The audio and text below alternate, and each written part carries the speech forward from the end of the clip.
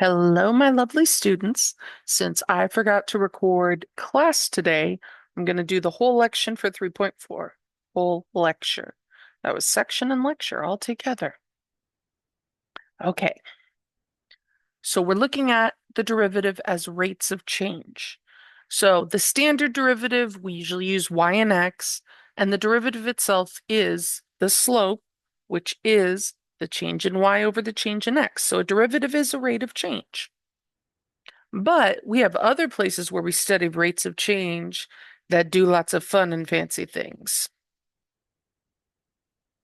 like velocity and acceleration.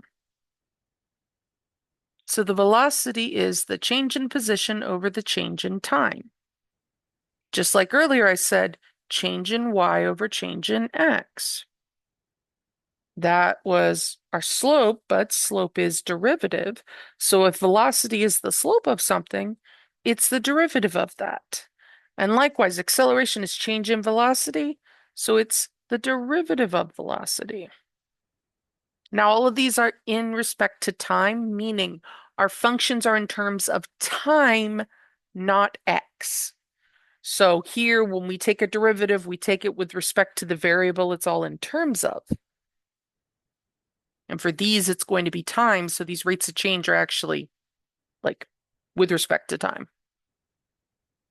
All right, so here we have a distance graph. This is the distance traveled by a car on the highway over time. So it tells us the y-axis represents miles, which they also labeled, and the x-axis represents hours. What's the slope of the graph? What would the unit of that slope be? All right, so I picked out just two nice points, which makes the calculation like really silly, but there it is. So our 60 and our 1 minus 0 minus 0. So this gives us a slope of 60. Now, our 0 and our 60 here, we want to ask ourselves, are those hours or are those miles? Are they the input or the output? So our ordered pairs are always input, then output. So the first numbers, the 0 and the 1, are the hours. So down here, these are hours. And then the 60 and 0 then are miles. So that means our result here, the 60, is miles per hour. So what does the slope of a distance versus time graph tell us? The velocity. Well, it looks way better now than it did in class. Yay, good handwriting. And now that I said that, it's going to go bad again. And now, Chris decided to throw a rubber chicken off the side of a building. So suppose the y-axis represents the velocity in meters per second, and the x-axis represents seconds. So we have here seconds and meters per second.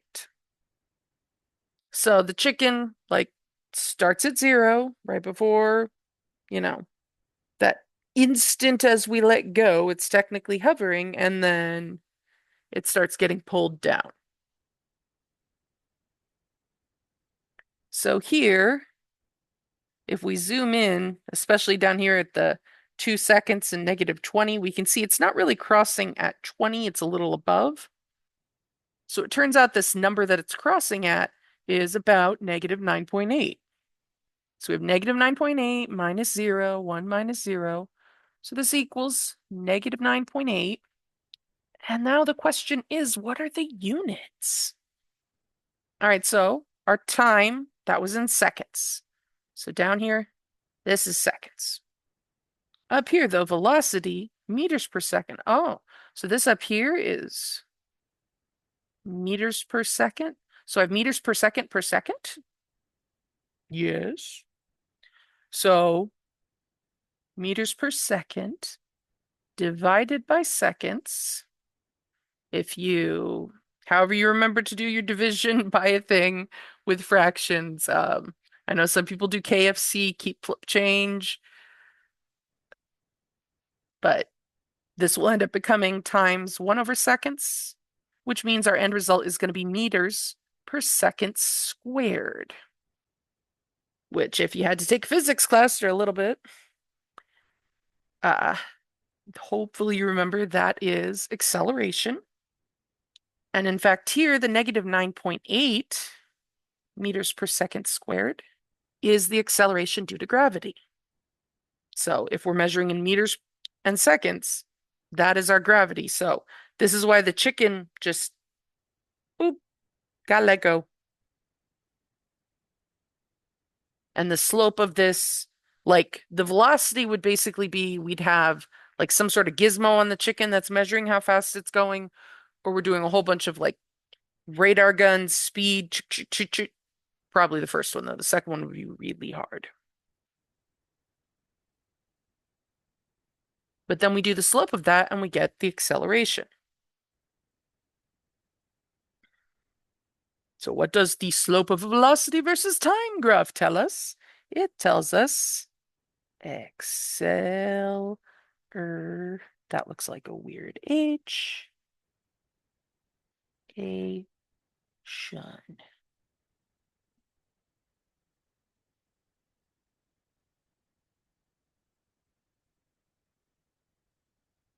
All right, one more informative slide. So the slope of the graph represents a rate of change. So our typical graphs, it's the change in y value compared to the change in the x value. For a graph that represents position over time, then this rate of change would be the change in position over the change in time, which is velocity. If we have a graph that is velocity per time, like velocity against time, then the rate of change of this will be the acceleration. Okay. Well, let's actually get like one problem in. All right. So a ball is dropped from a window 9 feet in the air. Its position as it falls is shown on the graph to the left. All right, so it starts 9 feet, goes down. So a secant line is a line connected by 2 points.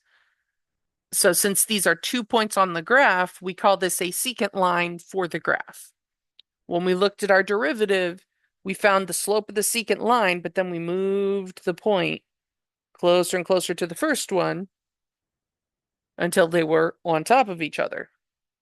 But here, our slope from the top to the bottom, and they actually give us the coordinate points here. We're going to get negative 9 over 3. So negative 3, and then this is feet. I'm going to assume it's per second because most of our problems, it's for small things, it's meters per second or feet per second. Or if it's big numbers, then it's usually miles per hour or kilometers per hour. So this negative 3 feet per second, that was the start and the end. So all that is the average of the velocity. So what does this slope?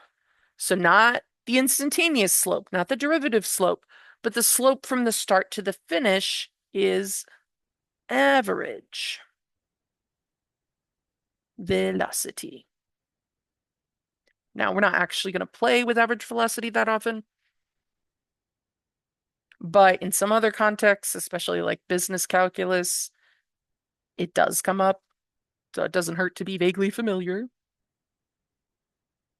And then this one is instantaneous velocity. So what if I wanted to know how fast this thing is moving, like the, microsecond before it hits the ground? So if I was going to clock it with a speed gun right then, how fast would it be going? So here, since this is a position over time graph, that's velocity, the how fast is it going, that's the slope of the tangent line, which that is our code phrase for derivative. And oh, look down here. They happen to have written a function formula. So instantaneous, how do we find this? We take the derivative.